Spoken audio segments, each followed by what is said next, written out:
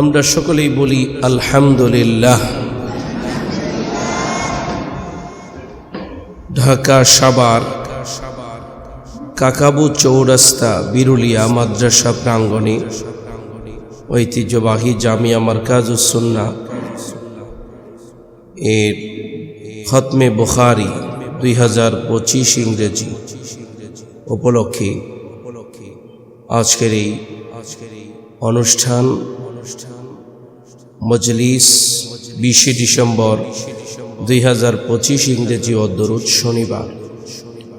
আজকের এই খতমে বুখারী 2025 এর সম্মানিত মেহমান বৃন্দ, বিশেষ করে আল্লামা জাফর আহমদ সাহেব দামাত বরকাতুহুম, প্রিন্সিপাল ঢালকানগর মাদ্রাসা ঢাকা।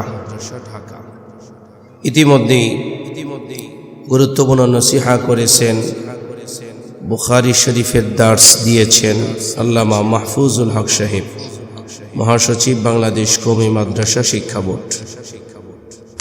আপনারা গুরুত্বপূর্ণ নসিহা শুনে থাকবেন।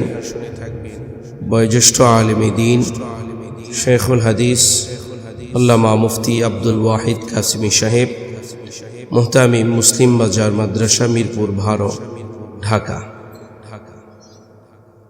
উপস্থিত মাদ্রাসার সদর মুহতামিম সাহেব, মুতাওয়াল্লি পরিচালক, সকলের সিরে তাজ হযরত মাওলানা মুফতি আবু সালেহ মুহাম্মদুল্লাহ সাহেব দামাত বরকাতুহুম। উপস্থিত মাদ্রাসার আসাতিজায়ে কেরাম, আইম্মা মাসাজিদ, হাজারাতে বুজুর্গ উলামায়ে কেরাম, আমার সামনে উপবিষ্ট আজিজ তালাবা, আল্লাহ রাব্বুল আলামিনের দরবারে অসংখ্য অগণিত শুকর যে মহান আল্লাহ রাব্বুল আলামিন আমাদেরকে অত্যন্ত দয়া করে, মায়া করে, মহব্বত করে, ভালোবেসে আমাদেরকে এই মানজারে, এই গোলজারে আমাদেরকে উপস্থিত করেছেন। পাশাপাশি আজকের এই দ্বীনি মজমায়, দ্বীনি এদারায়, দ্বীনি মজমায়, যা কোরআন ও হাদিসের মজমা, তওবা ইস্তেগফারের মজমা, জিকিরের মজমা, উলামা হযরতদের মজমা, সর্বোপরি হিদায়াতের মজমা। এক কথায় অনেক দামি মজমা। অনেক আজিজ তলাবা আছে, কিন্তু সকলে এখানে উপস্থিত হতে পারেনি। আপনারা উপস্থিত হয়েছেন, আপনাদেরকে উপস্থিত করে দিয়েছেন কে? এতে আমরা খুশি না বেজার? কালিমাতুশ শুকর আদায় করে দিল থেকে জবান খুলে বলছি আলহামদুলিল্লাহ।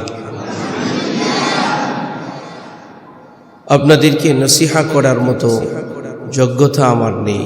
আজকে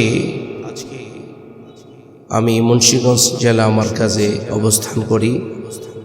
সেখানে আমাদের আজকে অস্ট্রেলিয়া মারকাজের সম্মানিত খতিব মাহমুদুল হাসান, মুফতি মাহমুদুল হাসান সেখানে উপস্থিত হয়েছিলেন।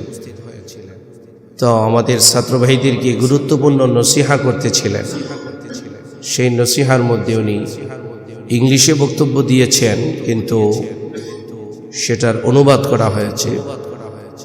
সেই নসিহার মধ্যে উনি প্রথম কথা বলেছেন যে বাংলাদেশের এত সুন্দর পরিবেশে কোরআনুল কারীমের যারা শিক্ষা অর্জন করে তাদেরকে কোরআনের পাখি, এদেরকে দেখতে পেলাম, আমি অত্যন্ত আনন্দিত। তো তার এই সেই কথাটা আপনাদের এখানে আমিও ব্যক্ত করলাম। আপনাদের এই সুন্দর পরিবেশ পরিবেশনা দেখে আমিও অত্যন্ত আনন্দিত। আল্লাহ তাআলা আপনাদের সকলকে কবুল করেন। তো আলোচনার জন্য আমাকে বলা হয়েছে, আমি আপনাদেরকে লম্বা চূড়া কোনো আলোচনা না, কিছু বেছে বেছে কিছু গুরুত্বপূর্ণ কথা আপনাদের সামনে পেশ করতে চাই, যার একটি কথাও আমার নয়, সবগুলি কথা মহান রব্বে কারীমের। প্রথম কথা হলো, আমরা যে আলহামদুলিল্লাহ বললাম, রাসূল করিম সাল্লাল্লাহু আলাইহি ওয়াসাল্লাম বলেন قال النبي صلى الله عليه وسلم والحمد لله تملأ الميزان। নবী করিম সাল্লাল্লাহু আলাইহি ওয়াসাল্লাম বলেন, আলহামদুলিল্লাহ একবার বললেই তার মিজানের পাল্লা আল্লাহ তাআলা নেকি দিয়ে ভরে দেন। কয়বার বললে? তাহলে তো প্রশ্ন এসে যায়, একবার বললে যদি মিজানের পাল্লাটা নেকি দিয়ে ভরে যায়, দ্বিতীয়বার আলহামদুলিল্লাহ বললে নেকি রাখবে কোথায়? এটা প্রশ্ন আসে না?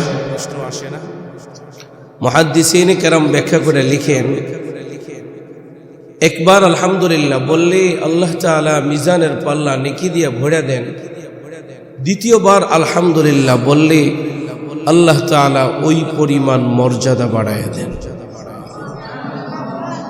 আপনারা সবাই মনে হয় খুশি হন নাই? আপনারা কি খুশি হয়েছেন? কিন্তু সুবহানাল্লাহ বললেন না তো সবাই, তাহলে খুশির একটা আওয়াজ বোঝা যেত। তৃতীয়বার বললে মর্যাদা আরো বেড়ে যায়, চতুর্থবার বললে আরো মর্যাদা বেড়ে যায়, পঞ্চমবার বললে আরো মর্যাদা বেড়ে যায়। আমি সারা রাত বলতে থাকবো, আপনারা সুবহানাল্লাহ বলতে থাকবেন, মর্যাদার কোনো শেষ হবে? এরপরও যদি প্রশ্ন এসে যায় মর্যাদার সীমানা কতটুকু? যেমন মাদ্রাসার শিক্ষকদের মধ্যে পদমর্যাদার একটা অবস্থান আছে।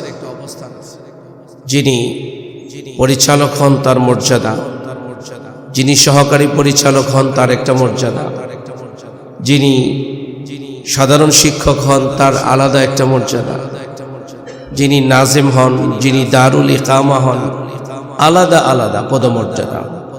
সামাজিকতার দিকে যদি আমরা যাই, মেম্বার সাহেবের এক মর্যাদা, চেয়ারম্যান সাহেব আরেকটু পদমর্যাদায় বড়, এমপি আরেকটু বড়, মন্ত্রী আরো বড়, প্রধানমন্ত্রী আরো বড়। মর্যাদার একটা ক্যাটাগরি থাকে। কিন্তু আলহামদুলিল্লাহ বললে ওলা বান্দার মর্যাদা কতটুকুন বাড়ে, তার সীমানা কতটুকুন? মুহাদ্দিসিন কেরাম বলেন, আলহামদুলিল্লাহ বললে ওলা বান্দার মর্যাদা আল্লাহ রাব্বুল আলামিন বাড়াইতে বাড়াইতে বাড়াইতে আরশে আজিম পর্যন্ত পৌঁছায়া দেন। সাদা সিধা কথা হইল আল্লাহ তাআলার কাছাকাছি যাওয়া যায়। একজন ছাত্র শিক্ষকের কাছাকাছি যাইতে হলে কিছু গুণ লাগে। মুহতামিম সাহেব তাকে খুব মহব্বত করবেন, ভালোবাসবেন, গুণ ছাড়া না গুণ সহ। গুণ লাগে, তার কাছাকাছি যেতে হবে। এই যে আপনাদের মাদ্রাসার উস্তাদ হযরত মাওলানা মুনিম মুর্শিদ, আপনাদের মুহতামিম সাহেব হুজুর বললেন আমার খুব মহব্বতের। কোনো কথা আমি জিজ্ঞেস করিনি, কিন্তু আমার মহব্বতের বললেন এবং এটাকে জাহিরও করলেন। কিন্তু কেন মহব্বতের পিছনে কিছু গুণ লাগে? গুণ লাগে না? গুণ ছাড়া কাছে যাওয়া যায় না। এই জন্য আমরা যদি আল্লাহ তাআলার কাছে পৌঁছতে চাই, আল্লাহ তাআলাও তার বান্দার কিছু গুণ চায়, যে এই এই গুণ থাকলে তুমি আমার কাছে পার্ট বাই পার্ট আসতে পারবে। যেমন সিঁড়ি বেয়ে বেয়ে আমরা উপরের দিকে উঠি, একবার আলহামদুলিল্লাহ বললে মর্যাদা বেড়ে যায়, দ্বিতীয়বার বললে আরো বেড়ে যায়, চতুর্থবার বললে আরো বেড়ে যায়, পঞ্চমবার বললে আরো বেড়ে যায়। যতবার বলবে তত পরিমাণ মর্যাদা বাড়াইতে বাড়াইতে আরশে আজিম পর্যন্ত পৌঁছায়া দেন কে? আল্লাহ পর্যন্ত যাওয়া যায়। আর আমাদের এই পড়াশোনা, কোরআন হাদিস লেখাপড়া করা, এই সব কিছুর মাকসাদ হলো আল্লাহ পর্যন্ত যাওয়া, আল্লাহর কাছে যাওয়া। কার কাছে যাওয়া ভাই? আল্লাহর কাছে যাওয়া। আল্লাহর কাছে যদি যেতে হয় তাহলে অন্যতম এক মাধ্যম হলো হামদ, প্রশংসা। স্বাভাবিকভাবে যে যার প্রশংসা করে সে তার প্রতি খুশি হয়। কোনো ছাত্র যদি শিক্ষকের প্রশংসা করে, শিক্ষকের কাছে একটু ভালো লাগে, একটু যে আমার ছাত্র আমার প্রশংসা করছে, এটা ভালো লাগে। আবার যদি কোনো ছাত্রর প্রশংসা কোনো শিক্ষক করে, তখন ছাত্রের কাছেও ভালো লাগে যে আমার ওস্তাদ আমার প্রশংসা করছে। অর্থাৎ প্রশংসার দ্বারা একে অপরের সান্নিধ্য হয়, কাছাকাছি হয়, মহব্বতের একটা সীমানা বাড়ে। যে যার প্রশংসা করে সে তার প্রতি খুশি হয়, একে অপরের প্রশংসা করলে খুশি হয়। দুনিয়ার সামাজিকতার দিকে আমরা যদি লক্ষ্য করি, ছোট নেতা বড় নেতার প্রশংসা করি, ছোট নেতা বড় নেতার প্রশংসা করলে বেজায় খুশি হয়। খুশি হয়ে কি বলে? তখন বলে যে এটা আমার দলের লোক, এটা আমার দলের লোক, এটা আমার কাছের, এই ছেলেটা আমার খুব নিকটের, খুব কাছের।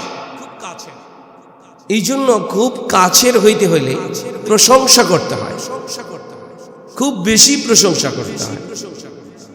যখন প্রশংসা করা যায়, কাছে যাওয়া যায়, কাছে গেলে অনেক কিছু অর্জন করা যায়, কাছে যেতে পারলে অনেক কিছু অর্জন করা যায়। তাহলে একটু দিল থেকে জবান খুলে বলেন তো, আমরা প্রশংসা করলাম কার? তাহলে আমাদের উপরে খুশি কে? আল্লাহ যদি আমাদের উপরে খুশি হয়ে যায়, আমাদের কোনো চিন্তা নাই। আর আমাদের মাকসাদ আল্লাহকে খুশি করা। ভাই, কাকে খুশি করা? তাহলে দিল থেকে জবান খুলে বলি আলহামদুলিল্লাহ। খুব মহব্বতের সাথে বলতে হবে, তালে তালে না, খুবই মহব্বতের সাথে। যদি তালে তালে বলা এক জিনিস, মহব্বত নিয়ে আদব নিয়ে বলা আরেক জিনিস। মহব্বতের বড় দাম। ইবলিসের অনেক ইলম ছিল, সবচাইতে বড় আলেমের নাম ইবলিস, সবচাইতে বড় আবেদের নাম হলো ইবলিস, সবচাইতে বড় আরেফ এর নাম হলো ইবলিস।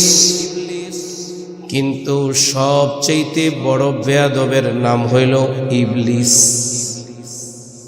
আলেম বড়, আবেদ বড়, আরেফ বড়, অর্থাৎ তার পরিচয়ের সীমানা পরিধি অনেক বড়, বিদ্যার সীমানা অনেক বড়। আবেদ তাফসীরে জালালাইনের মধ্যে আছে 1,83,000 বৎসর সে ইবাদত করছে। কত বৎসর? যদিও রেওয়ায়াতটা ইসরাইলি রেওয়ায়াত, বিশ্বাস করা একেবারে শর্ত না, কিন্তু 1,83,000 বৎসর সে ইবাদত করছে। তাহলে হিসাব করে দেখেন, আমার আপনার জীবনের বয়সের সীমানাই বা কতটুকুন, আমি আর আপনি কতটুকুন ইবাদত করতে পারব? এত বড় আবেদ হওয়ার পরেও, এত বড় আরেফ হওয়ার পরেও, এত বড় আলেম হওয়ার পরেও আল্লাহ রাব্বুল আলামিনের ঘোষণা হলো ক্বালা ফাখরুজ মিনহা ফাইন্নাকা রাজীম। আল্লাহ রাব্বুল আলামিন বলে, এখান থেকে বের হয়ে যা। শুধু বের হয়ে যা স্বাভাবিক কথা না, ফখরুজ। এই ফেলটার তাফসীরে যদি আমরা যাই, এই ফেলটার প্রতিটা অক্ষরে অক্ষরে ধমক আছে, ধমক।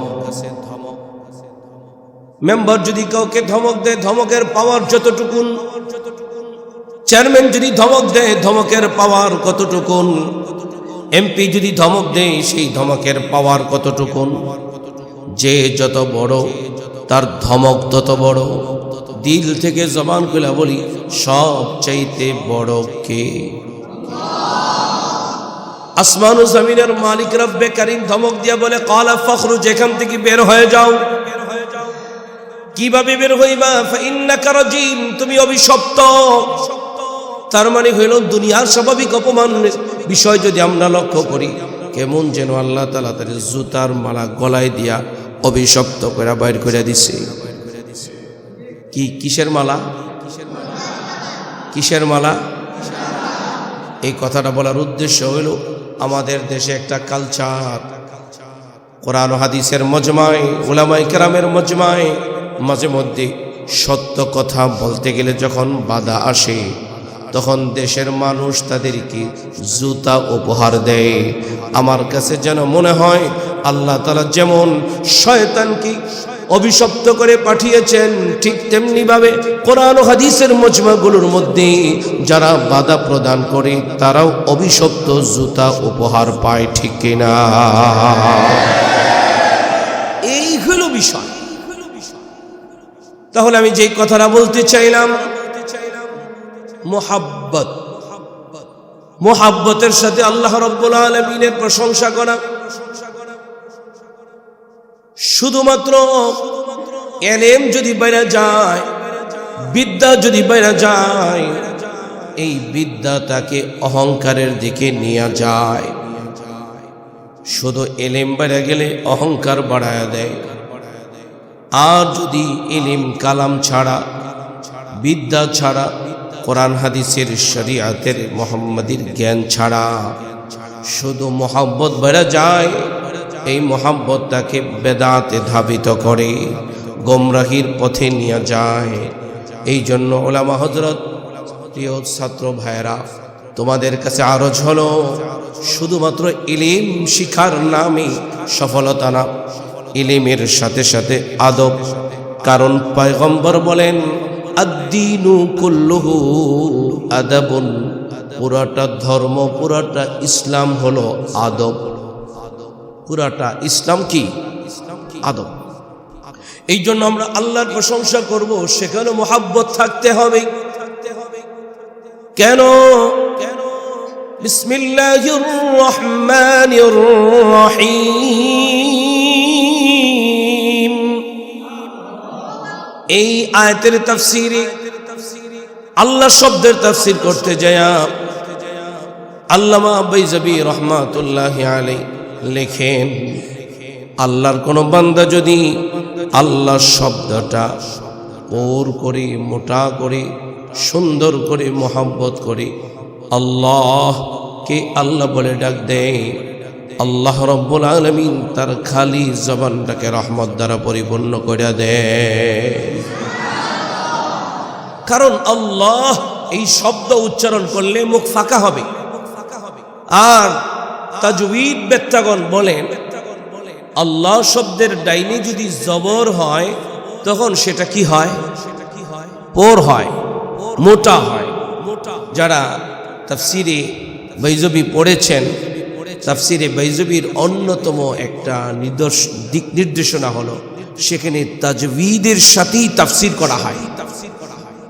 তাজউইদ উল্লেখ করে করে আলাদা আলাদা করে তাফসির করা হয়, যে এখানে মোটা শব্দ আসলো কেন, এখানে জবর আসলো কেন, এখানে কাসরা আসলো কেন, এখানে শব্দটা মোটা কেন, পুর কেন, বারিক কেন, এটি আলাদা আলাদা করে তাফসিরের রং ঢং এখান থেকে শেখা যায়। শেখ আব্দুল কাদের জিলানী রহমাতুল্লাহি আলাইহি বলেন, আল্লাহর কোন বান্দা যদি রাতের গভীরে ওঠে, আসমানের দিকে তাকিয়ে আল্লাহকে আল্লাহ বলে ডাক দেয়, আল্লাহ রব্বুল আলামিন তাকে 1000 রাকাত নফলের নেকি দান করেন। তিনি বুঝাতে চেয়েছেন যে রাতের বেলায় তাহাজ্জুদের সালাত আদায় করলে অনেক নেকি হয়। আল্লাহর কোনো বান্দা যদি আল্লাহকে মোহাব্বত করে, আল্লাহ তোমাকে ভালোবাসি, সবাই বলি আল্লাহ তোমাকে ভালোবাসি, এই যে একটা শব্দ আমরা আজকে বললাম, হয়তোবা কারো কারো জীবনে এটা এই প্রথমবার আমরা বললাম। বাবা মাকে আমরা বলি আব্বু তোমাকে ভালোবাসি, আম্মু তোমাকে ভালোবাসি, ছোট্ট ভাইটাকে বলি ভাইয়া তোমাকে কত না ভালোবাসি। আবার আমাদের আব্বা আম্মা আমাদেরকে বলে তোমাদেরকে ভালোবাসি। কিন্তু জীবনে হয়তোবা এই প্রথম হতে পারে যে আমরা বললাম যে আল্লাহ তোমাকে ভালোবাসি। বলি তো সবাই, আল্লাহ তোমাকে ভালোবাসি। এই যে শব্দ, মাঝে মাঝে এটা মনের ভিতর থেকে আল্লাহকে পেশ করা যে আল্লাহ তোমাকে ভালোবাসি, মাঝে মাঝে মনের অজান্তে যেন এটা বেরিয়ে আসে। রাতে হোক, মাশাআল্লাহ আপনাদের মাদ্রাসার উপরে যে আমি ঘুরলাম, এখানে সুন্দর ছাদ। শেখ আব্দুল কাদের জিলানী যেই কথাটা বলেছেন আকাশের দিকে তাকিয়ে, আপনারা যদি রুমের ভিতরে থাকেন তো উপরে তাকালে ছাদ দেখতে পাবেন, কিন্তু ছাদের উপরে যখন চলে যাবেন আপনারা খোলা আকাশ দেখতে পাবেন। আপনাদের মাঝে মাঝে আকাশের দিকে তাকিয়ে আল্লাহ তোমাকে ভালোবাসি এই কথাটা বলার একটা সুন্দর মঞ্জার, সুন্দর পরিবেশ আপনাদের আছে। বলবো তো মাঝে মাঝে ইনশাআল্লাহ।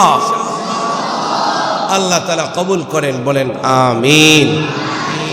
মুদ্দা কথা হইল, আমি যে কথাটা বুঝাইতে চাইলাম, যে যার প্রশংসা করে সে তার প্রতি খুশি হয়। আমরা আল্লাহর প্রশংসা করছি, আমাদের উপরে খুশি কে? আল্লাহ তাআলাই আমাদের উপরে খুশি। আল্লাহ তাআলা আমাদের সকলকে বেশি বেশি আল্লাহ তাআলার প্রশংসা করার তৌফিক দান করেন। যে কোনো সময়, যে কোনো পরিবেশে, যে কোনো পরিস্থিতিতে আমাকে আপনাকে কোনো ভাই যদি জিজ্ঞেস করে কেমন আছেন, কি বলবো? আপনারা সবাই কেমন আছেন? মাশাআল্লাহ। ব্যাস, এটা আপনাদের ছোট কাল থেকেই সবক। তারপরও এই সবকটা আবার আমি তাকরার করলাম। উদ্দেশ্য হইল ইদা তাকাররারা ফিল কলব, যেই জিনিস আলোচনা বারবার হয় সেটা দিলে বসে যায়। কোথায় বসে যায়? দিলে বসে যায়। আর আলোচনা ক্লাস শুনতে হয় চোখ দিয়ে। যারা নিচের দিকে তাকিয়ে আছেন আপনাকেই বলছি আমি, যারা এদিক সেদিক কথা বলতেছেন বা অন্যমনস্ক, আমি আপনাদেরকেই বলছি আলোচনা শুনতে হয় কান দিয়ে না চোখ দিয়ে? কেউ বলতেছে কান দিয়ে, কেউ বলতেছে চোখ দিয়ে। এটা আমার কোনো কথা না, বড় দার্শনিক ইমাম গাজ্জালী রহমাতুল্লাহি আলাইহি বলেন বয়ান শুনতে হবে চোখ দিয়ে। তিনি অনেকগুলো কারণ বর্ণনা করছেন।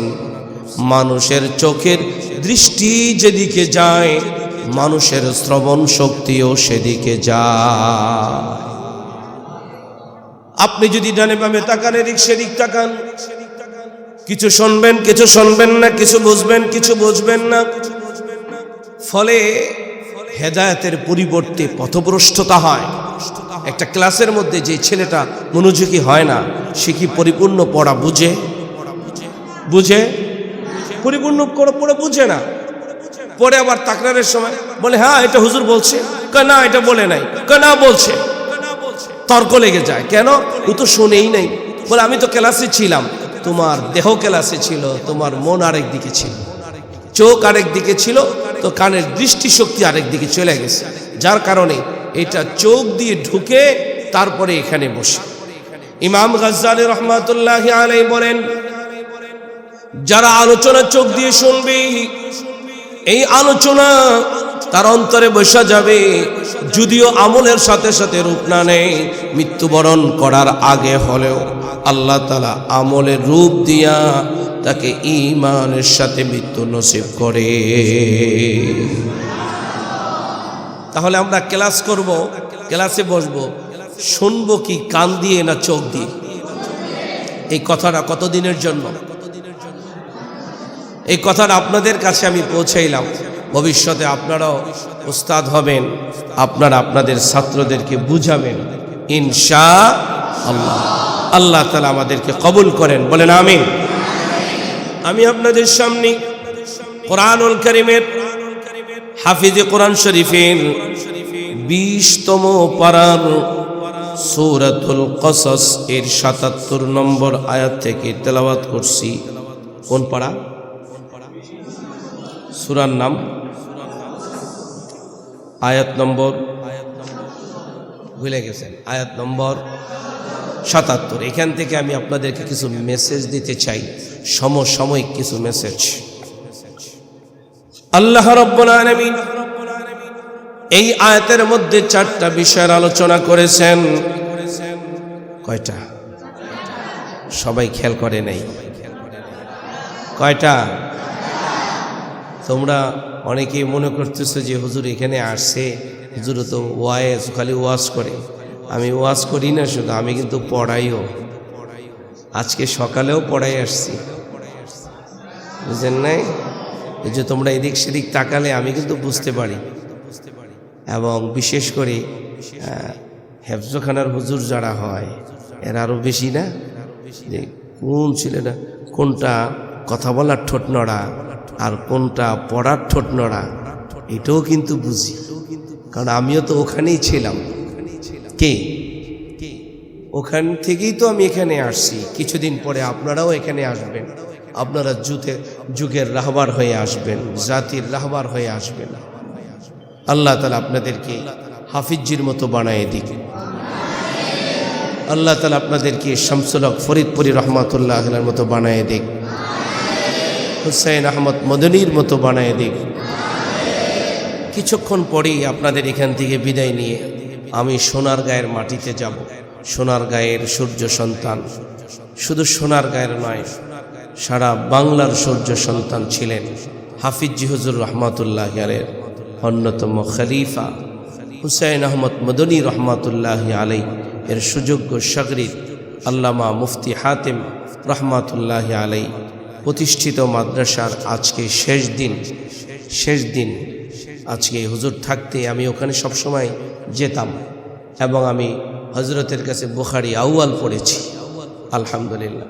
তো হজরত চলে গেছেন, আমাকে বলে গেছেন যে সব সময় তুমি এখানে আসবে, অন্যথায় তোমাদেরকে লম্বা সময় আমি এখানে দিতাম, কিন্তু ওখানে চলে যেতে হবে। এই জন্য আমি খুব সংক্ষেপে কিছু কথা বলতেছি। আল্লাহ তাআলা সকলকে নীরব ওয়ালি, যিনি শেখুল হাদিস আল্লামা মুফতি আল্লামা শফি রহমাতুল্লাহি আলাইহি এর বন্ধুবর ছিলেন, শামসুল হক ফরিদপুরি রহমাতুল্লাহ খুব কাছের ঘনিষ্ঠ বন্ধুবর ছিলেন। আল্লাহ তাআলা মুফতি হাতেম সাহেব রহমাতুল্লাহ এর মতো সকলকে বানায় দিক। এই আয়াতের মধ্যে কয়টা বিষয়? দেখি আঙ্গুল দেখি, মাশাআল্লাহ, আল্লাহ কবুল করেন। 4টা বিষয়ের আলোচনা আল্লাহ রাব্বুল আলামিন করেছেন। নম্বর 1, ওয়াবতাগি ফীমা আতাকাল্লাহু দারাল আখিরাহ। আল্লাহ রাব্বুল আলামিন বলেন ওয়াবতাগি, তুমি তালাশ করো, ফীমা আতাকাল্লাহ, আল্লাহ রাব্বুল আলামিন যা কিছু তোমাকে দিয়েছেন তা দিয়ে তুমি তালাশ করো, তুমি খোঁজো, তুমি অন্বেষণ করো। কি খুঁজবা? আদ-দারুল আখিরাহ। দার মানি বাড়ি, দার মানি প্রাসাদ, দার মানি সংসদ, দার মানি ক্লাব। তুমি আখিরাতের বাড়ি তালাশ করো, আখিরাতের সংসদ তালাশ করো, আখিরাতের প্রাসাদ তুমি তালাশ করো। তাহলে আল্লাহ রাব্বুল আলামিন আমাদেরকে যা কিছু দিয়েছেন তা দিয়ে আখিরাত খুঁজতে বলেছেন, আখিরাতকে দামি বানাইতে বলছেন, আখিরাতে বাড়ি বানাইতে বলছেন কে? তাহলে আমাদের একটা বাড়ি দরকার আখিরাত। দুনিয়ার বাড়ি তো আছে, আখিরাতে আমাদের আরেকটা বাড়ি দরকার। কি দরকার আছে? সত্যি? তাহলে বাড়িকে আমাদেরকে তালাশ করতে হবে। কি দিয়ে তালাশ করবো? আল্লাহ তাআলা এখানে এক বচন ওয়াহিদ ব্যবহার করছেন, ওয়াবতাগি, লম্বা চূড়া ব্যাখ্যা। আল্লাহ বলেছেন তুমি তালাশ করো। আল্লাহ যেন আমাকে মিন করে বলছেন, আব্দুল করিম তুমি তালাশ করো, আব্দুর রহিম তুমি তালাশ করো, আবরার তুমি তালাশ করো। আল্লাহ তাআলা যেন আলাদা আলাদা করে করে আল্লাহ রাব্বুল আলামিন আমাদেরকে বলেছেন তুমি তালাশ করো। প্রত্যেকটি আলাদা আলাদা। শিক্ষক তুমি তালাশ করো, ছাত্র তুমি তালাশ করো, ব্যবসায়ী তুমি তালাশ করো, ইমাম তুমি তালাশ করো, মুসল্লি তুমি তালাশ করো, রাজনীতি করো, রাজনীতিবিদ তুমি তালাশ করো। ফিমা আতাকাল্লাহ, আল্লাহ তাআলা যা কিছু দিয়েছেন তা দিয়ে তুমি তালাশ করো আদ-দারুল আখিরাহ, আখিরাতের বাড়ি। অর্থাৎ আল্লাহ রাব্বুল আলামিন যাকে যেই যোগ্যতা দিয়েছেন সেই যোগ্যতার একটা মাত্র উদ্দেশ্য হবে আখিরাতের বাড়ি। বলেন উদ্দেশ্য কি? আল্লাহ তাআলা আমাকে ক্ষমতা দিয়েছেন, আল্লাহ যেন বলেন ওয়াবতাগি ফিমা আতাকাল্লাহ, গোলাম তোমারে ক্ষমতা দিলাম, ক্ষমতা দিয়ে তুমি আখিরাতে বাড়ি বানাও। আল্লাহ তাআলা আমাকে সহায় সম্পত্তি দিয়েছেন, আল্লাহ যেন বলেন ওয়াবতাগি ফিমা আতাকাল্লাহ, গোলাম তোমারে আমি সহায় সম্পত্তি দিলাম, তো তুমি সহায় সম্পত্তি দিয়া আখিরাতে বাড়ি বানাও। সুবহানাল্লাহ। কোথায় বাড়ি বানাবো? কিন্তু পত্র পত্রিকা সামাজিক অবস্থানের দিকে আমরা তাকিয়ে দেখতে পাই, ক্ষমতা পাইলেই লন্ডনে বাড়ি বানায়, ক্ষমতা পাইলেই সিঙ্গাপুরে বাড়ি বানায়, ক্ষমতা পাইলেই বেগমপাড়া বানায় বিনদেশে। ঠিক কিনা? উল্টা আল্লাহ বলছেন আখিরাতে বাড়ি বানাইতে, ওরা বাড়ি বানায় লন্ডনে। এটা কি আল্লাহর কথার সাথে ঠিক রাখছে? এটা এক নম্বর কথা। দুই নম্বর কথা, ওয়ালা তানসা নসীবাকা মিনাদ দুনিয়া, আল্লাহ রাব্বুল আলামিন বলেন রে গোলাম দুনিয়ার অংশ তুমি ভুলে যেও না। অর্থাৎ দুনিয়ার ব্যবসা বাণিজ্য ভুলে যেও না, দুনিয়ার কায় কারবার ভুলে যেও না, দুনিয়ার সংসার ভুলে যেও না, সন্তান সন্ততি ভুলে যেও না, সংসার ভুলে যেও না। এক কথায় দুনিয়ার হালালকে ধারণ করো, গ্রহণ করো, দুনিয়ার যত হারাম আছে তাকে বর্জন করো। আল্লাহ রাব্বুল আলামিন হালালকে গ্রহণ করতে বলেছেন, হারামকে ছেড়ে দিতে বলেছেন। আল্লাহ তাআলা দুনিয়া ছাড়তে বলেন নাই, ব্যবসা বাণিজ্য বন্ধ করতে বলেন নাই। কিন্তু আমরা লক্ষ্য করে দেখতে পাই মাঝে মাঝে কিছু লাল শালু পরে, লম্বা চোরা দাড়ি রেখে, লাল শালু পরে তারা সংসার ছেড়ে দিয়ে, ছেলে মেয়ে ছেড়ে দিয়ে তারা মাজারে মাজারে গড়ে। পয়গম্বর বলেন লা রুহবানিয়াত ফিল ইসলাম, ইসলাম ধর্মে কোনো বৈরাগ্যবাদিতা নাই। ঠিক কিনা? কিন্তু এটা আমরা সামাজিকভাবে মাঝে মাঝে কোথাও কোথাও এটা দেখতে পাচ্ছি। বলে ঘর বাড়ি ছেড়ে দিয়ে কোথায় গেছে? আল্লাহ খুঁজতে গেছে। কি খুঁজতে গেছে? মাজারে মাজারে লাল শালু পরে আল্লাহ খোঁজে। বলেন নাউজুবিল্লাহ। দুই নম্বর শেষ। তিন নম্বর কথা, আল্লাহ রাব্বুল আলামিন বলেন ওয়া আহসিন কামা আহসানাল্লাহু ইলাইক। আল্লাহ রাব্বুল আলামিন বলেন রে গোলাম, আল্লাহ রাব্বুল আলামিন তোমার প্রতি যেরূপ দয়া প্রদর্শন করেছেন ঠিক তেমনি ভাবে তুমিও মানুষের উপরে জুলুম করবা না, তুমিও মানুষের উপকার করবে, মানুষের উপরে দয়া করবে, দয়া প্রবণ হবে। আল্লাহ কি আমাদের উপরে দয়া করছেন না জুলুম করছেন? আচ্ছা, এই যে প্রায়ত এই যে আজকে যার জানাজা পড়া হলো বাংলাদেশ থেকে যাকে শহীদ বীর খেতাব দেওয়া হয়েছে, শহীদ শরীফ ওসমান হাদি ভাইয়ের জানাজা আজকে পড়া হলো দুইটায়। কয়টায়? দুইটায়। লক্ষ লক্ষ সংসদ ভবনের সামনে লক্ষ লক্ষ মানুষ যার জানাজায় উপস্থিত হয়েছে, লক্ষ লক্ষ মানুষ চোখের পানি ফেলেছে। এই হাদি ভাইকে যে গুলি করেছে তাকেও জীবন দিয়েছেন কে? আল্লাহ কি দয়া করছেন কি করেন নাই? আল্লাহ তাআলা দয়া করছেন, আবার বলেও দিয়েছেন আহসিন কামা আহসানাল্লাহু ইলাইক। আল্লাহ তোমার উপরে দয়া করেছেন, তদ্রূপ তুমি মানুষের উপরে দয়া করবে, ক্ষতি করবে না। কিন্তু শহীদ শরীফ উসমান হাদি ভাইকে যে গুলি করেছে, সে কি ইনসাফ করেছে না জুলুম করেছে? কিন্তু যুগের ইতিহাসের দিকে আমরা তাকিয়ে দেখতে পাই, যুগে যুগে যারাই জালেম হয়, যারাই জুলুম করে, তারাই পালায়, ঠিক কিনা? যেই জুলুম করে সেই পালায়। কিন্তু যার উপরে জুলুম করা হয় মজলুম, মজলুম কোনোদিন পালায় না, ঠিক কিনা? এটা হলো 3 নম্বর কথা, আমি সংক্ষেপে বললাম। 4 নম্বরে ওয়ালা তাবগিল ফাসাদ ফিল আরদ। 4 নম্বর কথা হলো আল্লাহ রাব্বুল আলামিন বলেন, গোলাম জমিনের মধ্যে অনর্থ সৃষ্টি করবে না, ফাসাদ সৃষ্টি করবে না, ত্রাস সৃষ্টি করবে না, সন্ত্রাসী করবে না, চাঁদাবাজি করবে না, টেন্ডারবাজি করবে না, রাহাজানি করবে না, খুনাখুনি করবে না, মারামারি করবে না, হানাহানি করবে না। এই আয়াতের মর্ম হলো অহংকার করবে না, ঠিক কিনা?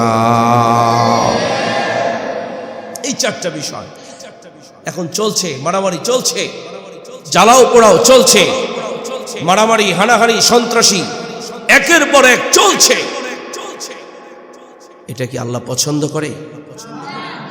স্পেশালি ভাবে আল্লাহ রাব্বুল আলামিন কথাটা বলে দিলেন। এই কথা বলার পরে ইন্নাল্লাহা লা ইউহিব্বুল মুফসিদিন,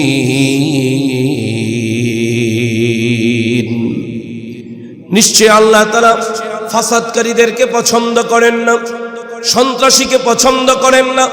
যারা মব তৈরি করে আল্লাহ তাআলা তাদেরকে পছন্দ করেন না। সুতরাং যারা মব তৈরি করে আমরাও তাদের বিরুদ্ধে, আমরাও তাদেরকে পছন্দ করি না, ঠিক কিনা? তবে মনে রাখতে হবে, এরাব 2 প্রকার। এরাব কয় প্রকার? 2 প্রকার। একটা গোপন আর একটা প্রকাশ্য। একটা গোপন আর একটা প্রকাশ্য। মব 2 প্রকার। একটা হলো গোপনে গোপনে মব করে, আরেকজনকে দিয়া আরেকজনকে মারায়, সে সাধু হইয়া বসে থাকে, ঠিক কিনা? আমাদের দেশে সাধু মবের সংখ্যাধিক্য বেড়ে গেছে, যারা গোপন হত্যা করায় এমন অবস্থা বেড়ে গেছে। আল্লাহ তাআলা আমাদের দেশকে হেফাজত করেন, বলেন আমিন। এই যে আয়াতের মর্মবাণী আমি আপনাদের সামনে পেশ করলাম, এই উপদেশ বাণী শুধুমাত্র এই যুগে হয়েছে তা নয়। এই উপদেশ বাণী আরো অনেক আগে। বনি ইসরায়েলের একজন পয়গম্বর ছিলেন হযরত মুসা আলাইহিস সালাম। বলেন নবীর নাম কি? যাকে বলা হয় কালিমুল্লাহ।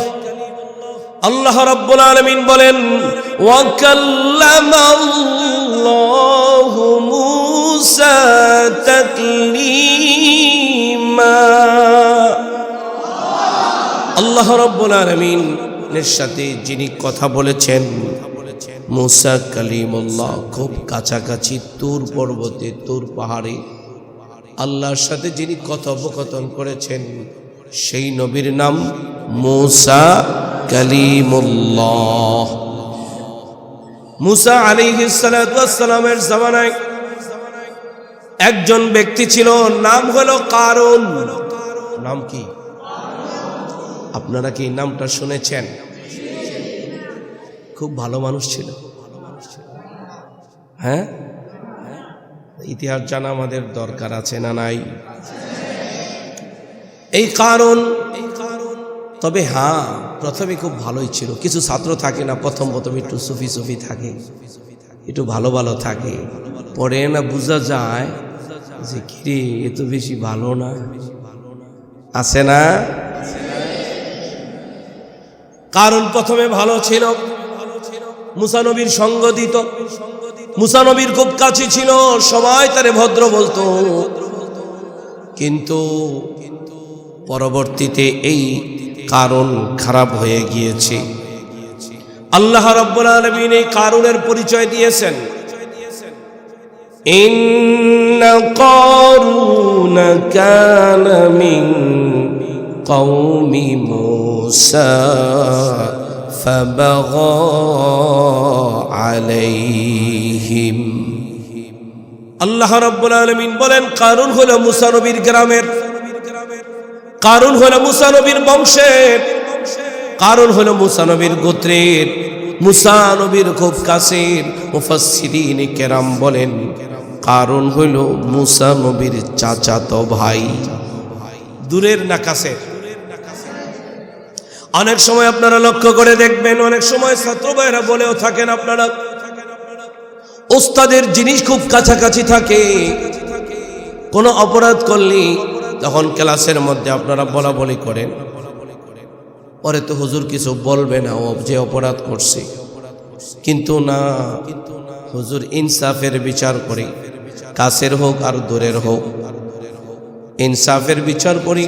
পরবর্তীতে বলে না রে না, হুজুর সঠিক বিচারটাই করছে, কাছের হয়েছে দেখে কি হয়েছে, খাদেম হয়েছে দেখে কি হয়েছে, অপরাধী তো অপরাধী। ওই আল্লাহ রাব্বুল আলামিন দেখায় দিলেন, কোন অপরাধী যদি নবীর পরিচয় দেয়, কোন অপরাধী যদি কোন ব্যক্তিত্বের পরিচয় দেয়, কোন অপরাধী যদি কোন দলের পরিচয় দেয়, সেখানে দল কোন ব্যক্তির পরিচয় গ্রহণ করা হবে না। অপরাধী অপরাধী ওই, ঠিক কিনা বেঠিক? যেমনি ভাবে শব্দ আমরা দেখতে পাইলাম, শহীদ উসমান হাদি ভাইকে যারা গুলি করেছে, যেই দলের হোক না কেন সে খুনি, ঠিক কিনা? তো এই কারুনকে আল্লাহ রাব্বুল আলামিন যথেষ্ট পরিমাণে সম্পদ দান করলেন। সম্পদ পাইছে তো, সম্পদের মালিক হয়েছে তো, এবার মনের মধ্যে আসা যে আমি যদি একটু ক্ষমতা পাইতাম। আমাদের দেশেও সামাজিকতা আমরা দেখতে পাই, সম্পদের মালিক হয়ে গেলে মনে মনে ইচ্ছা, আমি যদি এই সমাজের চেয়ারম্যান হইতে পারতাম, আমি যদি এমপি হইতে পারতাম। ক্ষমতা চাই কিনা? ক্ষমতা পাও, সম্পদ পাওয়ার পরে এবার ক্ষমতা দাপট দেখাইতে চায়। তো এই কারণ যখন আল্লাহ তাআলা কারণকে সম্পদ দান করলো, সম্পদের পাশাপাশি সে ক্ষমতাও পাইল। আল্লাহ তাআলা কারণকে কি পরিমাণ সম্পদ দিয়েছেন সেই কথাটাও এই ৭৬ নম্বর আয়াতে আল্লাহ রাব্বুল আলামিন বলেন, ওয়া আতাইনাহু মিনাল কুনুজি মা ইন্না মাফাতিহাহু লাতানূ বিল উসবাতি উলিল কুওয়া। আল্লাহ রাব্বুল আলামিন বলেন, আল্লাহ তাআলা কারণকে যেই পরিমাণ সম্পদ দিয়েছিলেন, ওই সম্পদের খাজানা, তৎকালীন সময় খাজানা বলা হতো। কি বলা হতো? খাজানা, ধনভাণ্ডারকে খাজানা বলা হতো। আল্লাহ তাআলা যেই পরিমাণ ধনভাণ্ডার দিয়েছিলেন, যেই পরিমাণ খাজানা দিয়েছিলেন, যাকে আমরা ট্রাং বলতে পারি। মাদ্রাসার ছাত্র ভাইরা ট্রাং ব্যবহার করে। কি ব্যবহার করে? ট্রাং। যাকে আমরা ব্যাংকের ভাষায় বলতে পারি লকার। কি লকার? ট্রাঙের মধ্যে একটা তালা হয় কিনা? ট্রাঙের মধ্যে একটা তালা লাগানো হয় না? ট্রাং বড় না তালা বড়? হ্যাঁ, তার মানে ট্রাংটা অনেক বড়, ট্রাঙের চাইতে তালা অনেক ছোট। এবার একটু বলেন তো, তালা বড় না চাবি বড়? তালা বড়, চাবি ছোট। আল্লাহ রাব্বুল আলামিন বলেন, কারুনের যেই পরিমাণ সহায় সম্পদ, যেই পরিমাণ ট্রাং ছিল, যেই পরিমাণ খাজানা ধনভাণ্ডার ছিল, যেই পরিমাণ লকার ছিল, ওই লকারগুলোর চাবিগুলো যা ছিল, সেই চাবিগুলোকে বহন করার জন্য একটা দল লাগতো। দল, পুরুষের, শক্তিশালী পুরুষের একটা দল লাগতো। চাবি বহন করার জন্য যদি একটা গ্রুপ লাগে, একটা দল লাগে, তাহলে এবার একটু বলেন তো, লকার বেশি না কম? খাজানা বেশি না কম? আল্লাহ রাব্বুল আলামিন এত পরিমাণে ধনভাণ্ডার দিয়েছেন, এত পরিমাণে ট্রাঙ্ক ভর্তি সোনাদানা দিয়েছেন, এত পরিমাণে লকার দিয়েছেন। লকারটা এই জন্য বললাম, গত কিছুদিন আগে পত্রিকায় আমরা একটা খবর পাইলাম, কার যেন 832 ভরি স্বর্ণ লকারের মধ্যে জমা। সে দেশে নাই, সে কোথায় নাই? দেশে নাই, আটকা পড়ে গেছে, বাজেয়াপ্ত। কি হয়েছে? বাজেয়াপ্ত। কারণ যখন সম্পদের মালিক হয়ে গেল, এই কারণ যখন ক্ষমতার মালিক হয়ে গেল, দেখবেন লক্ষ্য করে, সম্পদ আর ক্ষমতা যখন পাওয়া যায় তখন পোল্টি মারে। কি মারে? মাঝে মাঝে কিছু ছাত্রও পোল্টি মারে। উস্তাদের চাইতে যখন বিদ্যায় ভালো হয়ে যায়, অনেক বেশি বেড়ে যায়, তখন উস্তাদকে আর মানতে চায় না। আছে না? আছে না? এটা করা যাবে? এটা করা যাবে না। উস্তাদ উস্তাদই থাকে। আপনাদের উস্তাদ মাওলানা মুনিম মোর্শেদ, সেই কবে আমার কাছে হেফজোখানায় পড়ছে, হেফজো পড়ছে। আমাকে হঠাৎ করে একদিন ফোন দিয়ে বলতেছে, হুজুর আপনাকে আমাদের এখানে আসতে হবে, আমি আমাদের হজরতের সাথে আলোচনা করছি। আমি বললাম, তুমি কে? অমুক। আমাকে মনে পড়ছে হুজুর। আমি হ্যাঁ মনে পড়ছে তো, তোমরা দুই ভাই, একজন মুনিব আর একজন হলো মুনিব, দুইজন। আমি যখন হেফজখানা থেকে চলে যাই, এটা দুই ভাই আমার কাছে চলে গেছে, হুজুর আমরা আপনার কাছে পড়বো। একটা মহব্বত আছে না? মাশাআল্লাহ, মহব্বতের সাথে ও মহব্বত করে হজরতের সাথে আলাপ করছেন। আপনাদের সামনে এই না সম্মানের চেয়ারটা বসাই দিছে। ছাত্র তার উস্তাদকে সম্মান দিছে। তা আমিও আপনাদের সামনে বলে দিলাম যে মনিব আমার ছাত্র, ও সম্মানের, তো সম্মানটা একটু বেড়ে গেল না? এই জন্য সম্মান দিলে সম্মান পাওয়া যায়। আহসিন কামা আহসানাল্লাহু ইলাইক। তো কারণ যখন সম্পদ আর ক্ষমতার মালিক হয়ে গেল, সম্পদ আর ক্ষমতা পাওয়ার পরে এই কারণ এবার মুসা নবীর সাথে পোল্টি মারছে। মুসা নবীর আর মানতে চায় না। আল্লাহ তাআলা সেই কথাটাও বলছেন, ইন্না কারুন কানা মিন কওমি মুসা ফাবাগা আলাইহিম। মুসা নবীর উপরে জুলুম করেছে, মুসা নবীর সাথী সঙ্গীদের উপরে কারণ জুলুম করেছে। বলেন নাউজুবিল্লাহ। জাতা জুলুম করছে, সীমানা ছাড়িয়ে গিয়েছে। ছাত্র ভাইরা, এই ঘটনা তোমাদের জানা দরকার। এই জন্য আমার কাছ থেকে ভাষা ভাষা তোমরা শোনো, তোমরা তাফসির করে পাক্কাভাবে ইয়াদ করে নিবে, এটা দরকার। কারণ যখন পোল্টি মারল, বলেন আল্লাহ কি খুশ? আল্লাহ কি দেখে কি দেখে না? আল্লাহ শোনে কি শোনে না? সবকিছু দেখেন যিনি, তিনি কে? আল্লাহ মনে বুঝে না? সব কিছু বুঝেন যিনি, তিনি কে? আল্লাহ। যিনি ধনী হন, সমাজের ধনাঢ্য ব্যক্তি হন। ধনাঢ্য ব্যক্তি হলে সমাজের গরিব মানুষরা ধনী ব্যক্তির কাছে যায়, এটাই স্বাভাবিক, এটাই স্বাভাবিক কথা। তৎকালীন সময় একজন গরিব মানুষ যায় কারুনের কাছে বলে, ও কারুন ভাই, আপনি আমারে কিছু দেন, কিছু দিলে আমি আমার মেয়েটাকে কোন রকম ভাবে একটু সাজিয়ে গুজিয়ে বিবাহ দিতে পারতাম। টাকার অভাবের কারণে বিবাহ দিতে পারতেছি না, যদি কিছু দিতেন। কারণ জবাব দিয়া বলে, قال إنما أوتيته على علم عندي। কারণ জবাব দিয়ে বলে, সম্পদ এইটা আমার বাহুবলে অর্জন করা, আমার বিদ্যা বুদ্ধি দিয়ে আমি অর্জন করেছি। এটা আমাকে কেউ দেয় নাই, এটা আল্লাহ আমাকে দেয় নাই, এটা আমি আমার যোগ্যতা বলে আমার বিদ্যা বুদ্ধি দিয়ে আমি অর্জন করেছি। দিল থেকে জবান খুলে বলি, সম্পদ দেওয়ার মালিক কে? ক্ষমতা দেওয়ার মালিক কে? আবার ক্ষমতা থেকে জুতা পেটা করে নামানোর মালিকও কে? যিনি সব পারেন তিনি কে? রব যিনি সব তিনি, রব যিনি সব তিনি। আল্লাহ আমার রব, এই রবই আমার সব। আল্লাহ আমার রব, এই রবই আমার সব।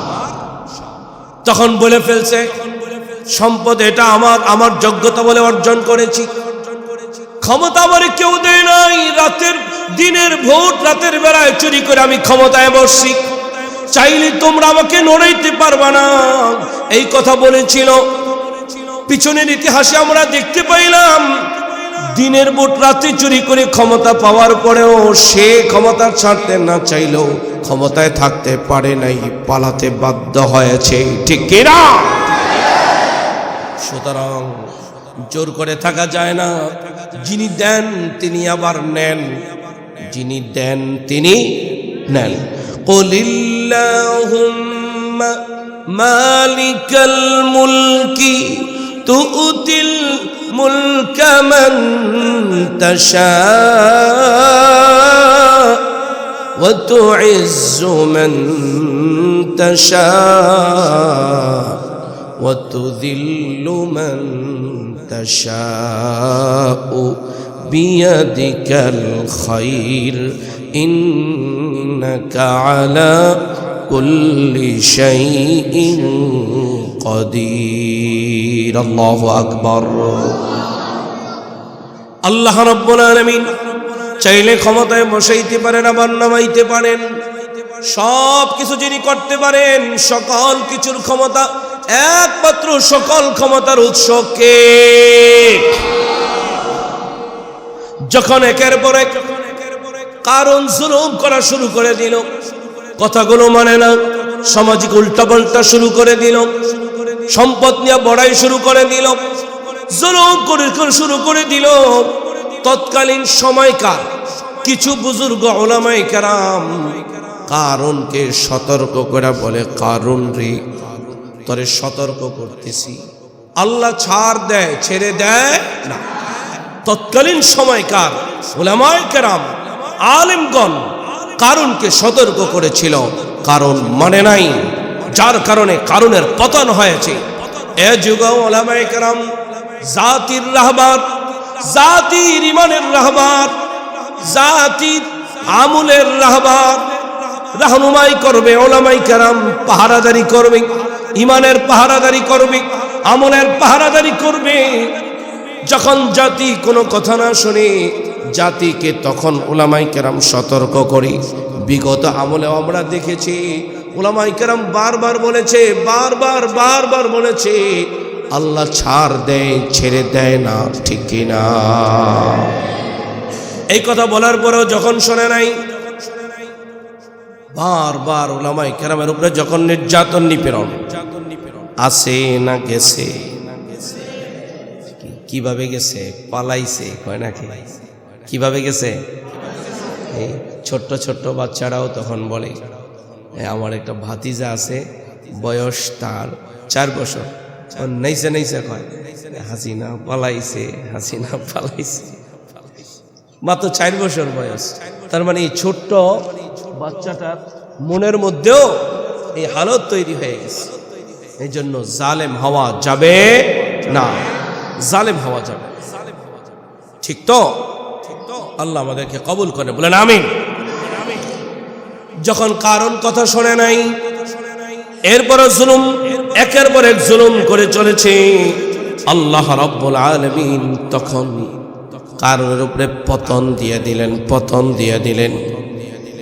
কারণ থেকে শিক্ষা নিতে হবে, কারণের ইতিহাস থেকে শিক্ষা নেওয়া দরকার।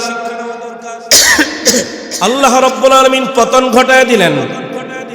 فخسفنا به وبداره الأرض। আল্লাহ রাব্বুল আলামিন মাটিকে ডাক দিয়ে বলে, মাটি হে, কারণকে ধরো, কারণকে তলানিতে নিয়ে যাও। ফাখাসাফনা বিহি ওয়া বিদারিহিল আরদ। এই আয়াতের তাফসীর করতে যায় আমি আশ্চর্য হয়ে গেছি যে ও বিদারিহিল্লাহ, এর আগে আমি দারের তর্জমা করেছি দার মানে বাড়ি, দার মানে প্রাসাদ, দার মানে সংসদ, দার মানে ক্লাব, দার মানে বিশাল বড় রাজ্য। আল্লাহ রাব্বুল আলামিন শুধুমাত্র কারুনকে মাটিতে টানেন নাই, মাটিতে ধসান নাই। আল্লাহ রাব্বুল আলামিন কারুনকে মাটির তলানিতে নিয়েছেন, তার প্রাসাদ সহ, তার সংসদ ভবন সহ, তার ধনভাণ্ডার সহ, তার সব কিছু সহকারী কারুনকে মাটিতে একের পর এক তলানিতে দিয়েছেন। পয়গম্বর বলেন, রে উম্মতেরা, কিয়ামত পর্যন্ত কারুন নিচের দিকে ডাবতেই থাকবে, ডাবতেই থাকবে, ডাবতেই থাকবে। যারা অহংকার করে, ক্ষমতার বাহাদুরি দেখায়, সম্পদের বাহাদুরি দেখায়, তাদের পতন করে দেন কে? এই জন্য বিদ্যা বুদ্ধির অহংকারও দেখানো যাবে,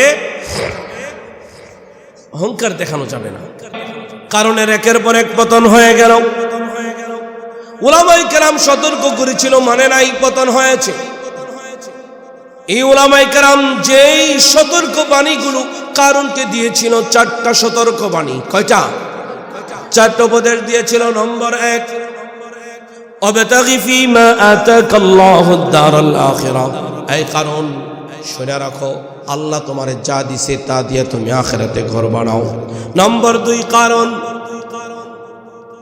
তুমি দুনিয়ার হালালকে গ্রহণ করো, হারামকে ছেড়ে দাও।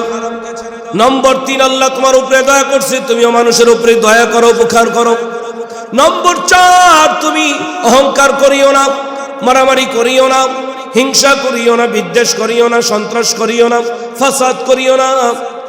4টা উপদেশ যখন দিয়েছে, কারণ মানে নাই, তো তার পতন হয়েছে। এ যুগেও উলামায়ে কেরাম বারবারে সতর্ক করতেছি। আমিও আপনাদের মাধ্যমে আজকের এই অনুষ্ঠান দিয়ে এই আয়াতকে সামনে রেখে এই মহল্লার পুরা জাতিকে, মহল্লাবাসীকে জানান দিতে চাই, এই 4টা উপদেশ আমাদের মানার দরকার আছে না নাই? অন্যথায় আমাদেরও পতন হয়, আমাদেরও পতন হয়। স্বাভাবিক না। মোল্লা ওমর কিন্তু কিতাব বন্ধ করে তারপরে যুদ্ধের ময়দানে গিয়েছিল। ছাত্রদেরকে বলেছিল, ছাত্র ভাইরা, তোমরা যদি আমার সাথে আসতে চাও আসতে পারো, আর যদি আমার সাথে না আসো, তোমরা অন্য কোথাও যে পড়ালেখা কমপ্লিট করে নিও।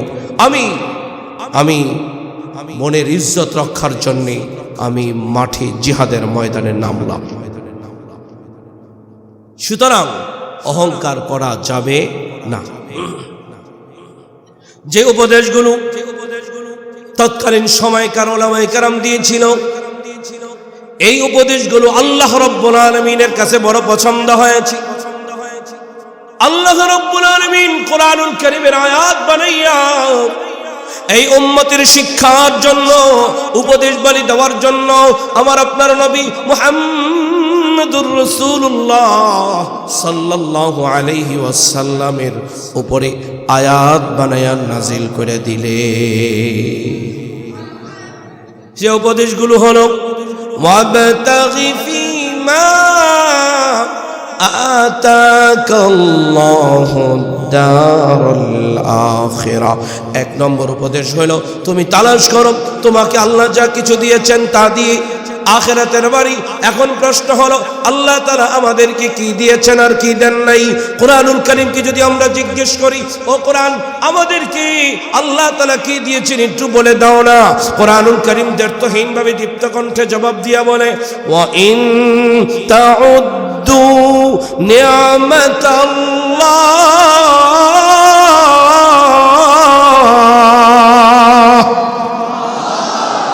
কোরআনুল কারীম বলে, ওয়া ইন তাউদ্দু, যদি তোমরা গণনা করতে থাকো, নি'মাতাল্লাহ, আল্লাহর নিয়ামত, লা তুহসুহা। এই আয়াতের তাফসীরে মুফাসসিরিন কেরাম লেখেন, পৃথিবীর শুরু থেকে নিয়ে কিয়ামত পর্যন্ত সমস্ত মানব দানব মিলে যদি আল্লাহর নিয়ামত একটা একটা করে গণনা করতে থাকে, তবুও কিয়ামত সংগঠিত হয়ে যাবে, তবুও আল্লাহর নিয়ামত গনে গনে শেষ করা সম্ভব নয়। বলি আমরা, আল্লাহর নিয়ামত আমাদেরকে বেশি দিছেন না কম? অনেক বেশি না কম বেশি? অনেক অনেক অনেক। কত বেশি দিছেন এই ব্যাপারে আর আয়াত আমি নাই পেশ করলাম, কারণ আর মাত্র 5 মিনিটের মধ্যে আলোচনা শেষ করব ইনশাআল্লাহ। এত পরিমাণে নিয়ামত আল্লাহ রাব্বুল আলামিন আমাদেরকে দান করেছেন। চাঁদ সূর্য, চন্দ্র সূর্য, আকাশ জমিন, পাহাড় পর্বত, সাগর মহাসাগর, নদ নদী, খাল বিল, গাছপালা, বৃক্ষরাজি, জীবজন্তু, সবগুলো কার দেয়া নিয়ামত? শব্দটা বলতে হবে, কার দেয়া নিয়ামত? ছাত্র ভাইয়েরা, আল্লাহর নাম সবাই বলো, কার দেয়া নিয়ামত? আল্লাহর দেয়া নিয়ামত। যদি আমরা এই দুই চোখে যা দেখি আর যা দেখি না, সব আল্লাহর দেয়া নিয়ামত। আল্লাহ রাব্বুল আলামিন বলেন, আফাহাসিবতুম, তোমরা কি ধারণা করো, আন্নামা খলাকনাকুম, যে আমি তোমাদেরকে বানিয়েছি, আন্নামা খলাকনাকুম, যে আমি তোমাদেরকে বানিয়েছি আবাসা, অযথা, খামাখা, এমনিতেই না। আমি তোমাদেরকে কোনো একটা কাজে বানিয়েছি, কোনো একটা উদ্দেশ্যে বানিয়েছি, কোনো একটা কারণে বানিয়েছি। তাহলে আমাদের কোনো কাজ আছে কি নাই? আমাদের দ্বারা কোনো উদ্দেশ্য আছে কি নাই?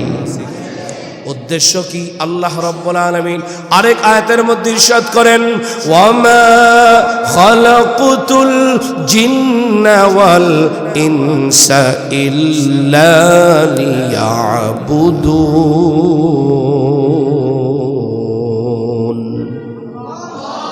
আল্লাহ রাব্বুল আলামিন আমাদেরকে যে কারণে বানিয়েছেন, লিয়াবুদুন আই লিয়ারিফুন, আল্লাহ তাআলার পরিচয়ের জন্য বানিয়েছেন, আল্লাহ তাআলার সাথে কানেকশন করার জন্য বানিয়েছেন, আল্লাহ তাআলার ইবাদত করার জন্য বানিয়েছেন। তাহলে আমরা ইবাদত করব কার? না অন্য কারো? তাহলে আমাদের কাজ ইবাদত। বলি, আমাদের কাজ কি? তাহলে আমাদেরকে আল্লাহ বানাইছেন একটা কাজের জন্য, সেই কাজের নাম ইবাদত। তাহলে আমাদের একটা কাজ আছে না নাই? আল্লাহ রাব্বুল আলামিন আমাদেরকে বানাইছেন একটা মাত্র কাজের জন্য, সেই কাজের নাম ইবাদত। আর এই কাজে আমাদেরকে বানাইতে যায় কয় গোলাম, আসমান দিলাম, আসমান বানাইলাম তোর জন্যে, জমিন বানাইলাম তোর জন্যে, চন্দ্র সূর্য বানাইলাম তোর জন্যে, পাহাড় পর্বত বানাইলাম তোর জন্যে, বৃক্ষ তরুলতা বানাইলাম তোর জন্যে, তরে বানাইলাম আমার জন্যে। বলেন না, আমি কার জন্যে? কে কে কে কে রাজি আছে? আল্লাহর জন্য। ইনশাআল্লাহ ইনশাআল্লাহ। আমরা পড়ালেখা করি কার জন্যে? নাকি বড় আলেম হব, সবাই বড় মুফতি সাহেব বলবে, এই জন্য? কার জন্যে? আল্লাহকে খুশি করার জন্য। আল্লাহ তাআলা আমাদেরকে কবুল করেন, বলেন আমিন। তাহলে আল্লাহ রাব্বুল আলামিন আমাদেরকে অনেক নিয়ামত দিয়েছেন, অনেক বেশি দিয়েছেন। যে যারে ভালোবাসে সে তারে বেশি বেশি দেয়, ঠিক কিনা? যে যারে ভালোবাসে সে তারে বেশি বেশি দেয়, বেশি বেশি দেয়। এই পর্যন্ত নাইলে রাখলাম। যদি আমরা আমাদের আত্মীয়তার বন্ধনের দিকে যাই, যদি আমরা আমাদের আত্মীয়তার বন্ধনের দিকে যাই, মা বাবা সন্তানের জন্য নিয়ামত, সন্তান মা বাবার জন্য নিয়ামত, ভাই বোনের জন্য নিয়ামত, বোন ভাইয়ের জন্য নিয়ামত, স্বামী স্ত্রীর জন্য নিয়ামত, স্ত্রী স্বামীর জন্য নিয়ামত, ছাত্র শিক্ষকের জন্য নিয়ামত, শিক্ষক ছাত্রের জন্য নিয়ামত, জনগণ সরকারের জন্য নিয়ামত, সরকার জনগণের জন্য নিয়ামত, ঠিক কিনা বেঠিক? এই সব কথা থেকে একটা কথা রাখি, মা বাবা সন্তানের জন্য নিয়ামত, সন্তান মা বাবার জন্য নিয়ামত। এটার উপরে আমি 2 মিনিট বলবো।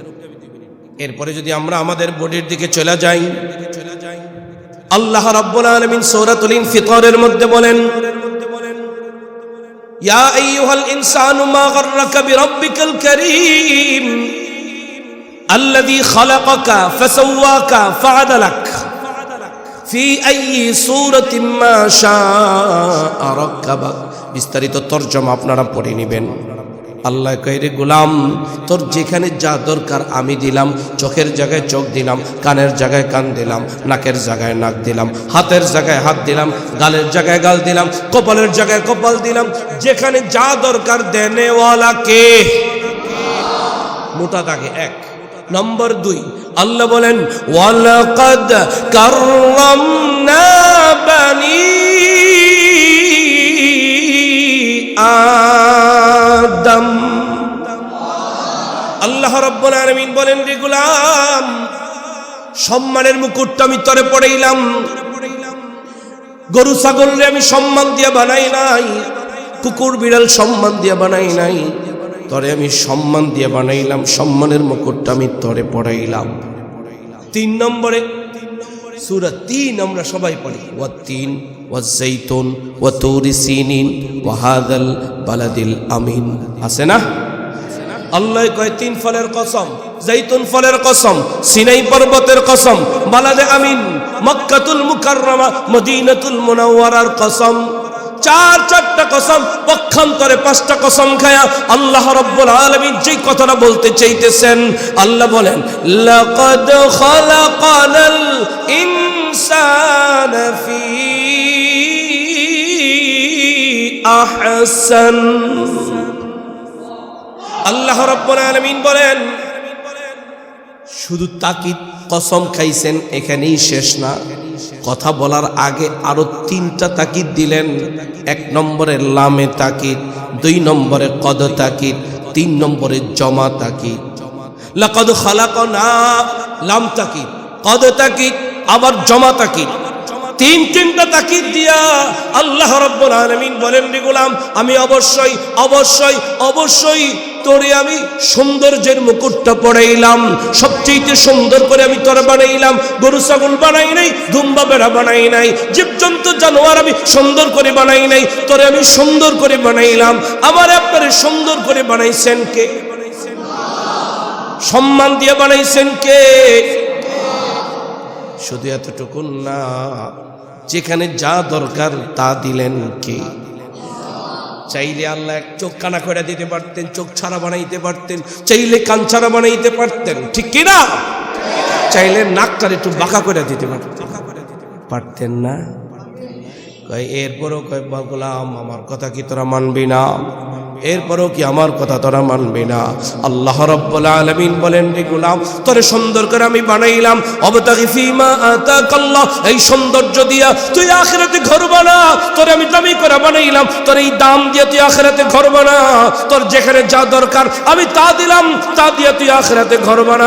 এরপরে যখন বুঝে না আসে, আল্লাহ তাআলা আলাদা আলাদা করে যেন বলেন, অঙ্গের নাম ধরা ধরা বলেন। সূরাতুল বালাদ খুলে দেখেন, আল্লাহ রাব্বুল আলামিন বলেন, আলম নাজআল লাহু আইনাইন।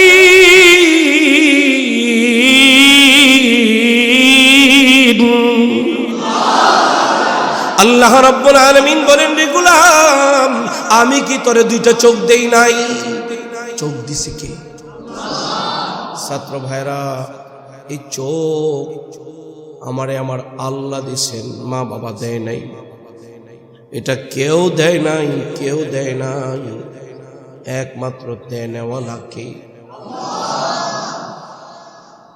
আল্লাহ বলেন ওয়ালিসানান। চোখের সায়েন্স নিয়ে কথা বললে লম্বা সময় চলে যাবে। ওয়ালিসানান, আল্লাহ রাব্বুল আলামিন বলেন, রে গোলাম, আমি কি তোর জিহ্বা দেই নাই? কে দিছে? কে দিছে? সবাই বলেন, কে দিছে? জিহ্বা দিয়ে কারো গালি দেওয়া যাবে? গীবত করা যাবে? আল্লাহর দেওয়া জিহ্বা দিয়া আরেকজনকে গালি দেয়, ঠিক? এটা ঠিক না, এটা ভালো না, এটা অভদ্রতা, অশালীনতা, অসভ্যতা। একটা মাত্র জিহ্বা, চুকা দিলে চুকার মজা, মিষ্টি দিলে মিষ্টির মজা, ঝাল দিলে ঝালের মজা। বোর্ডিং এ কি খাবার দিছে? কয় লেবড়া দিছে, ভাল লাগে না। পরের দিন কি দিছে? গরু গোশত দিছে, কত মজা লাগে। জিহ্বা একটাই, ঠিক কিনা? জিহ্বা কয়টা? একটা জিহ্বা। কলা দিলে কলার মজা, তেঁতুল দিলে তেঁতুলের মজা, আপেল দিলে আপেলের মজা, কমলা দিলে কমলার মজা। এই যে আপনাদের এখানে আসছি পরে কত কিছু খাবার খেতে দিল। আঙ্গুর খাইলাম, আঙ্গুলের মজা। পেয়ারা দিছে জিব্বায়, পেয়ারার মজা। জিব্বার মধ্যে যা দিবে সেটার মজা। একটা মাত্র জিব্বা, হাজার রকমের মজা দেনেওয়ালা কে? যার জিব্বাটা একটুখানি ছোট, ও লেবড়ায় লেবড়ায় কথা বলে।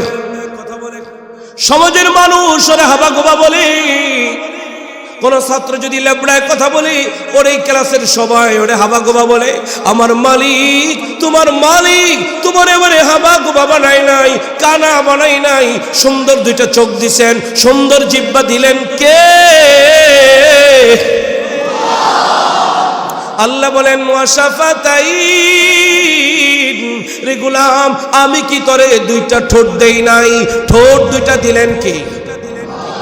যার ঠোঁটটা উপরেরটা কাটা, নিচেরটা ভালো, নিচেরটা কাটা, উপরেরটা ভালো। অথবা আমরা মাঝে মাঝে দেখতে পাই অনেকের ঠোঁট কাটা। ঠোঁট কাটা হওয়ার কারণে ঠোঁট বেয়ে, গ্রাম্য ভাষায় বলা হয় লুল, বইয়ের ভাষায় বলা হয় লালা।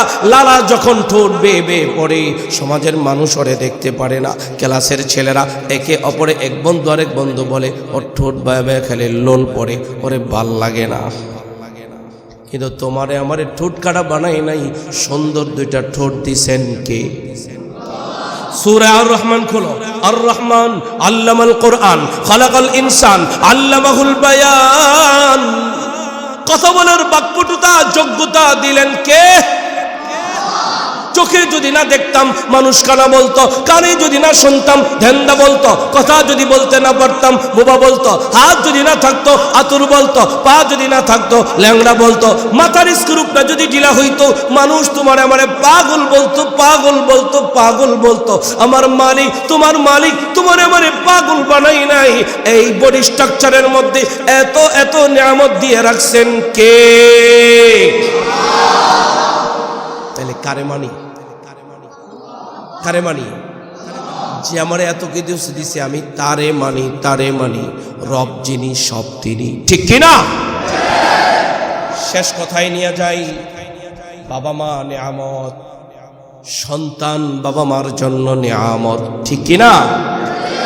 এই যে আমি আপনাদের সামনে এখানে কথা বলতেছি, আমি আপনাদের এখানে কথা বলতেছি, আমার বাবা একজন সাধারণ কৃষক, কিন্তু আপনাদের এই মঞ্চের মধ্যে সবচেয়ে সম্মানের চেষ্টার মধ্যে আপনারা আমাকে বসাইছেন, ঠিক না? আপনারা আমাকে বসাইছেন। পয়গম্বর বলেন, যে ব্যক্তি তার মা বাবার চেহারার দিকে তাকায়, আল্লাহ তাআলা তার আমল নামায় কবুল হজের নেকি দেয়। এটা আপনারা জানেন না? জানেন না? আমি যখন এখান থেকে বাসায় যাই,